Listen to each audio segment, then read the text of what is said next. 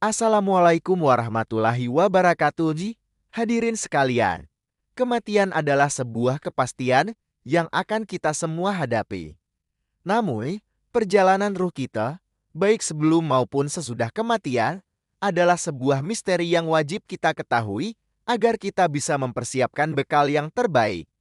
Mari kita selami bersama hakikat perjalanan roh, terutama pada fase yang paling menentukan dan paling berat, yaitu sakaratul maut. Sakaratul maut, yang secara harfiah berarti penderitaan saat kematian, adalah tahap terakhir dari kehidupan kita di dunia. Ini adalah saat di mana organ-organ tubuh mulai berhenti berfungsi satu persatu saat ruh bersiap meninggalkan jasad. Nasib seorang hamba akan terbagi menjadi 5 bagian yang pasti. Hartanya akan menjadi milik ahli waris. Nyawanya akan diserahkan kepada malaikat maut. Daging dan tulangnya akan menjadi makanan bagi cacing dan tanah. Namun, yang paling krusial adalah 2 hal terakhir. Kebaikan akan menjadi bekalnya di akhirat. Sementara musuh terbesarnya, yaitu setan, akan berusaha dengan segala cara untuk merampas keimanannya. Kehidupan dunia ini, jika tidak kita waspadai, penuh dengan racun yang dapat mematikan ruh kita. Diceritakan dalam sebuah hikayat, terdapat 5 perkara yang menjadi racun, dan tentu ada 5 perkara yang menjadi penawarnya. Pertama, dunia ini adalah racun, dan zuhud atau sikap tidak terlalu mencintai dunia adalah penawarnya. Kedua, harta adalah racun, dan zakat serta sedekah adalah penawarnya. Ketiga, ucapan yang sia-sia adalah racun, dan zikir atau mengingat Allah adalah penawarnya. Keempat, umun yang terus berjalan tanpa diisi kebaikan adalah racun, dan ketaatan kepada Allah adalah penawarnya. Dan yang kelima, sepanjang tahun bisa menjadi racun jika diisi dengan maksiat, sementara bulan Ramadan adalah penawarnya. Kesempatan emas untuk membersihkan diri dari segala dosa. Lalu, bagaimana sebenarnya proses pencabutan ruh bagi seorang hamba yang beriman? Ketika malaikat maut datang untuk menjalankan tugasnya, setiap anggota tubuh mulut, tangan, kaki, telinga, hingga mata akan bersaksi dan memberikan pembelaan. Mereka akan berkata, tidak ada jalan bagimu untuk mencabut nyawa hamba ini melalui kami. Mengapa? Karena amal kebaikan yang telah dilakukan oleh setiap anggota tubuh tersebut menjadi benteng yang kokoh, melindunginya dari rasa sakit. Diceritakan pula bahwa apabila nyawa seorang mukmin hendak dicabut, ruhnya akan meminta bukti perintah langsung dari Allah. Malaikat maut kemudian akan membawa sebuah buah apel dari surga yang bertuliskan Bismillahirrahmanirrahim. Begitu ruh melihat tulisan agung tersebut, ia akan segera keluar dari jasadnya dengan tenang, tanpa merasakan sakit sedikit pun. Keberkahan asma Allah yang tertulis di telapak tangan malaikat maut diperlihatkan kepada sang hamba agar pahitnya sakaratul maut hilang, digantikan oleh kedamaian. Namun, di antara seluruh tahapan yang ada, perkara yang paling dikhawatirkan adalah ujian yang dapat menghilangkan iman, dan itu terjadi tepat pada waktu sakaratul maut. Ini adalah ujian terberat bagi ruh manusia.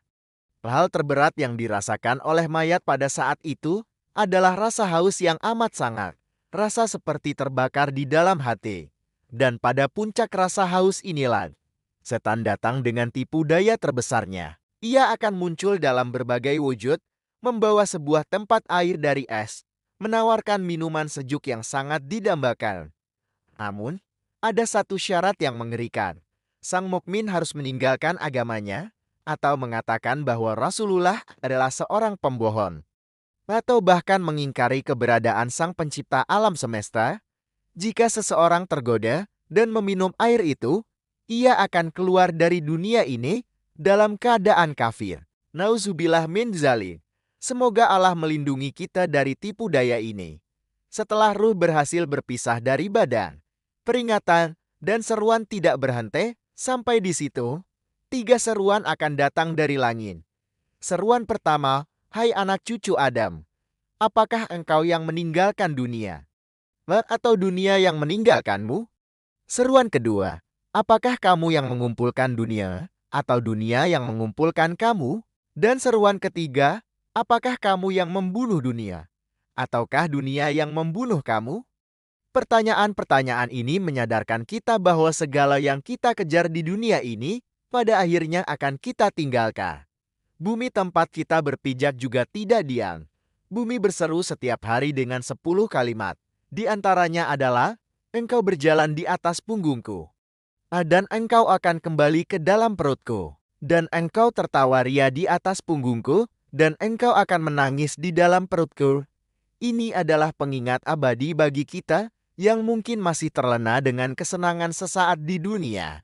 Dan yang paling menusuk hati adalah seruan dari alam kubur. Alam kubur memanggil setiap hari, meminta bekal dari kita yang masih hidup dengan 5 seruan yang menggugah jiwa. Seruan pertama, aku adalah tempat yang sendirian, maka ramaikanlah aku dengan bacaan Al-Quran. Seruan kedua, aku adalah rumah yang gelap, maka terangilah aku dengan salat malam. Seruan ketiga, aku adalah rumah tanah, maka buatlah alas atau tikar dengan amal yang saleh. Seruan keempat, aku adalah rumah ular yang berbisa, maka bawalah penawarnya. Yaitu Bismillahirrohmanirrohim dan tetesan air mata karena takut kepada Allah. Dan seruan kelima, aku adalah rumah tempat munkar dan nakir bertanya, maka perbanyaklah mengucapkan la ilaha illallah Muhammadur Rasulullah agar kamu bisa menjawab pertanyaannya. Kepada kita yang masih diberi kesempatan untuk bernapas, ruh orang yang telah meninggal pun seolah memberikan nasihat.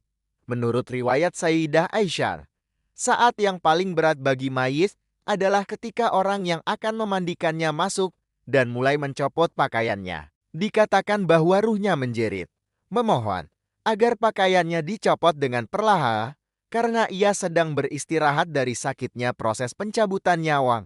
Kemudian, saat jenazah dikeluarkan dari rumah, ruhnya kembali berseru kepada para pengantar jenazah agar jangan tergesa-gesa membawanya.